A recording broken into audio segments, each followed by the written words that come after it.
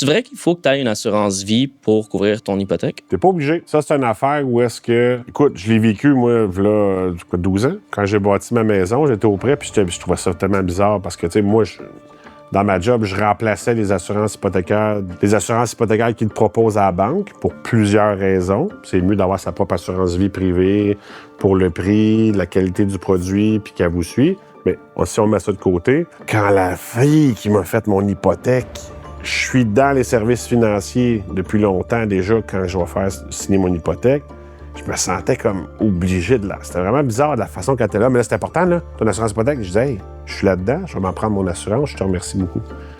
Ouais, mais là, mais tu te sens obligé. Mais là, je me mettais dans la peau d'un jeune couple qui arrive pour acheter sa première maison, qui rencontre cette madame-là ou ce monsieur-là à la banque, puis qui se la fait mettre dans la gorge, puis se l'obliger de la prendre. Parce que là, tu traverses ta rue le matin, tu prends une hypothèque, tu vis dans un gros stress de peur, puis ainsi de suite.